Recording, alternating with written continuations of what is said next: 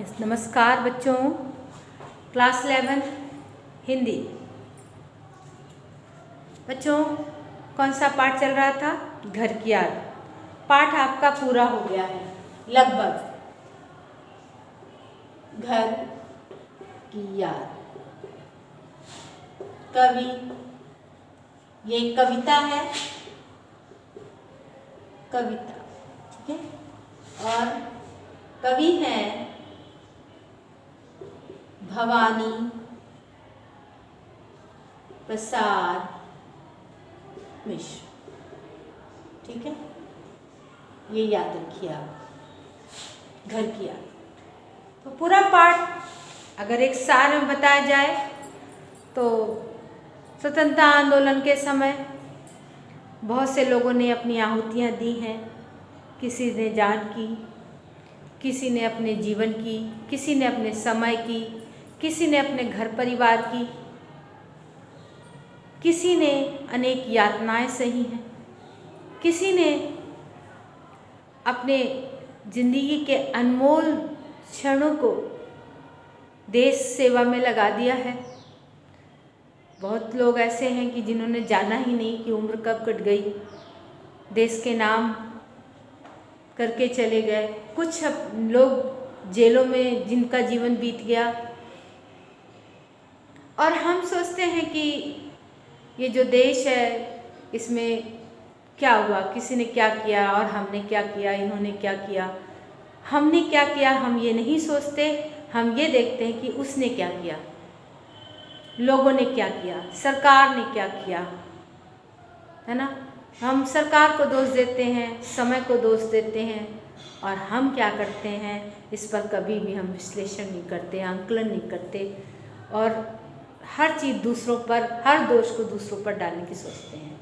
तो घर की याद में यही है कि देश सेवा में लगे हुआ एक व्यक्ति यानी भवानी, जो कि जेल में बंद हैं।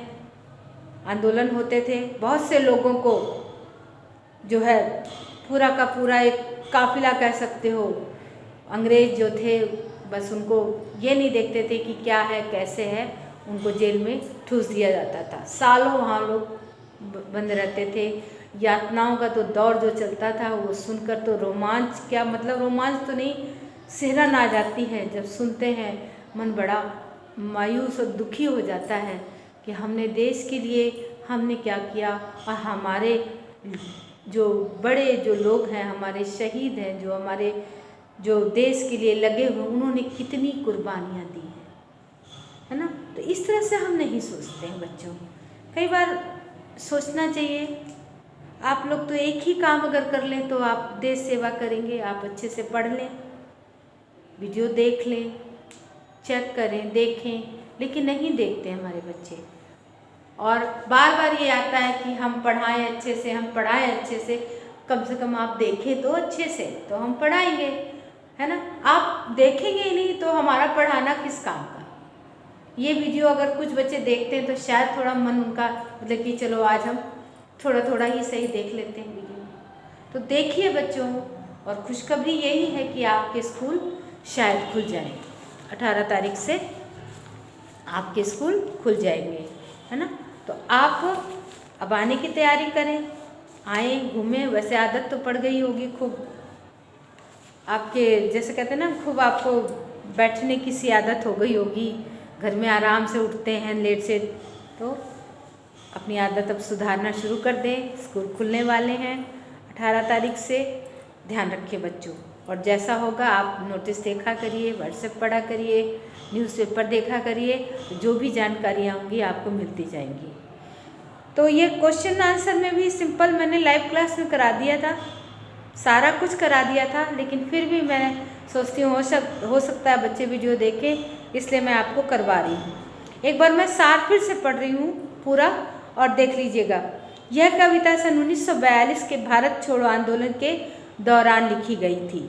कवि कारावास में था, वहाँ उसे अपने घर के प्रिय सदस्यों की बहुत याद आई। कविता का सार इस प्रकार है। कवि कारावास में है, बाहर बरसात हो रही है, इस कारण उसके प्राण और मन घर की यादों में घिर गए हैं। उसके घर में 4 भाई और 4 बहनें हैं। बुझा भाई प्यार बहने, है ना। सब में बहुत गहरा प्यार है। कवि की माँ अनपढ़ है किंतु वह ममता की मूर्ति है। उसकी स्नेह धारा का प्रसार कारावास तक भी फैला हुआ है। कवि के पिता चिर युवा हैं।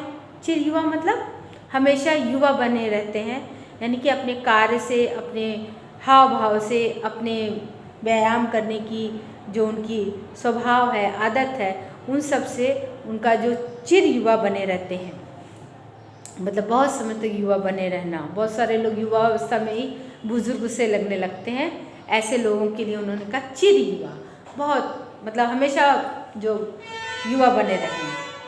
किंतु वे अभी भी खुलकर हंसते हैं, दौड़ लगाते हैं, वे अत्यंत साहसी हैं। उनकी वाणी में बादलों जैसी गर्जन है, कामों में तूफान सी तेजी है। कवि मन ही मन कल्पना करता है कि आज जब उसके पिता नित्य की तरह व्यायाम करने आए होंगे तो उनकी आंखों में भवानी की याद में आंसू आ गए होंगे। वे अपने 5वें पुत्र को याद करके रो पड़े होंगे। उनके पिता भवानी को सोने पर सुहागा कहते रहे हैं। आज जबकि भवानी जेल में है तो उन्हें अपने अन्य बेटे भवानी से छोटे प्रतीत होते होंगे। कवि कल्पना करता है कि भवानी की माँ ने उनके पिता को ढांढस बंधाया होगा, कहा होगा कि वह पिता की इच्छा जानकर ही कारावास में गया। यदि वह देशभक्त के इस महान कार्य से पांव पीछे खींच लेता तो उसका उनकी कोख को लजाता।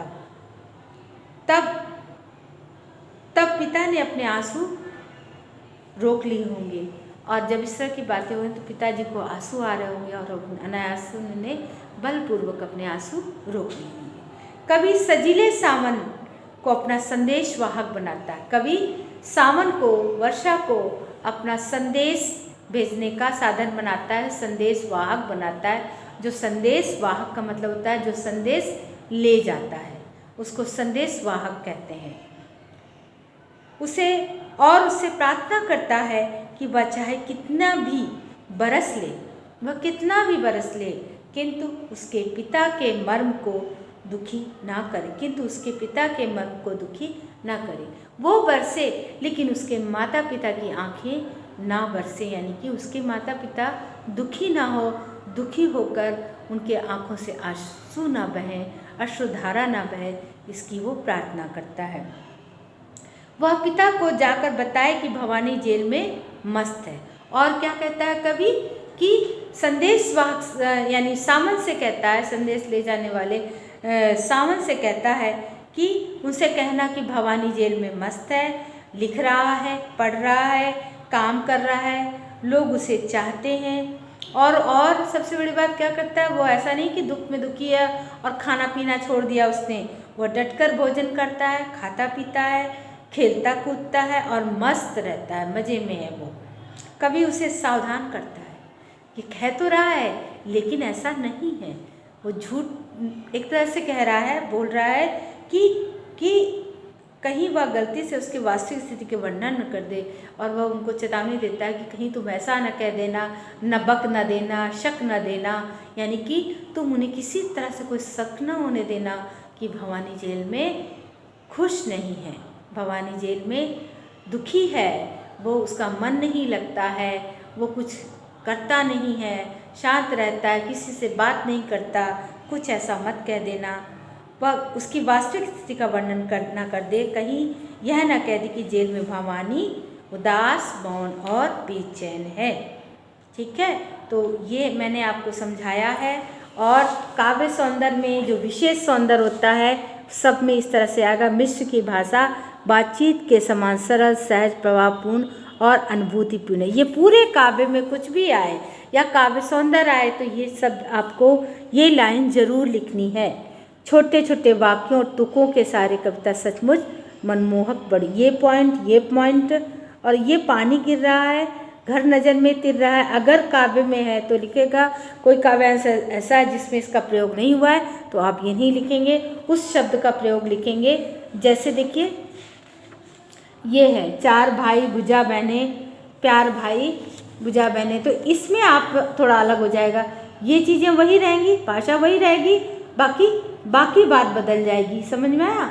भाई के लिए भुजा उपमा और बहन के लिए प्यार की उपमा दी गई है। कवि के अभाव में बहन को अपने पिता का घर भी परिताप का घर लगने लगा होगा। ये आपका क्वेश्चन आ जाए तो भी आप कर लेंगे।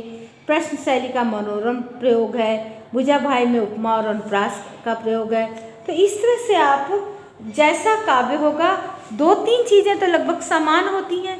2-3 चीज़ें तो जैसे भाषा हो गई, लगभग पूरी कविता में एक बार देखना पड़ेगा, ऐसा नहीं कि हर समय वही होगा, लेकिन काफ़ी कुछ वैसा ही भाषा होती है। इस पूरे का पाठ में भाषा वही है, भाषा सरल है, सहज है, अनुभूतिपूर्ण है। तो ये इसमें कभी गीत गाता नहीं है बल्कि कहता है बात को। तो इस कुछ चीज़ें ऐसी हैं जो आपको लिखनी है भाषा सौंदर्य में, काव्य सौंदर्य में, है ना। तो ये चीज़ें ध्यान रखनी है आपको, इसे आपको नहीं बदलना है। प्रश्न उत्तर हो गया। अब आपका ये लेसन लगभग पूरा हो गया है। अगले पोस्ट मिड टर्म में अगर जैसा होगा ये मैं आपको दूंगी, ये आपको करना है और समझना है।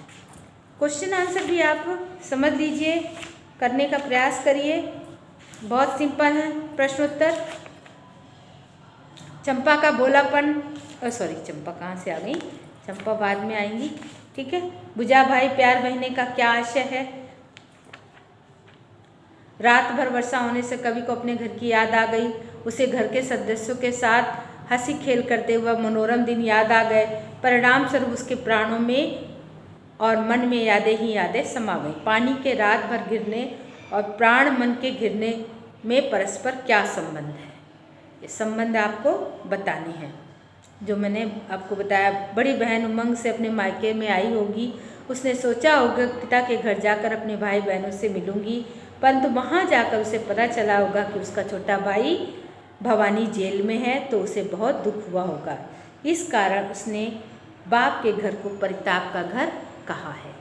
तो इस तरह आप इसको करें और समझें। ये पाठ आज का आप समाप्त हो गया है। क्वेश्चन आंसर पीछे के कर लीजिएगा, नोटबुक तैयार रखिएगा, नोटबुक करते रहिए। आपका एक पढ़ने की आदत डालिए और आप जो मैं कहती हूँ उसको सुनने की, समझने की आदत डालिए। 10 नंबर का आपका ये भी होगा कि 10 नंबर मैं आपसे लूँगी। जैसे मैं कोई गद्यांश पढ़ाऊँगी उस समय आप उसको ध्यान से सुनेंगे, उससे संबंधित क्वेश्चन आपको दूंगी और आप उसका आंसर देंगे। इसलिए जब भी पढ़ाया जाता है ध्यान से पढ़ें, समझ के पढ़ें और पढ़ाई में ध्यान जरूर दें। ये मैं बार बार कहूँगी, आपको कहना ज़रूरी है, इसलिए मैं कहूँगी ज़रूर। घर की याद पाठ खत्म हुआ और भवानी प्रसाद मिश्र इनके कवि हैं और ये पढ़ लीजिएगा। काफ़ी लेसन है आपके, आराम से करवाऊँगी, कोई टेंशन नहीं, आराम से एग्ज़ाम होंगे, इसकी भी टेंशन मत लीजिए। नमस्कार बच्चों, जय हिंद, जय भारत।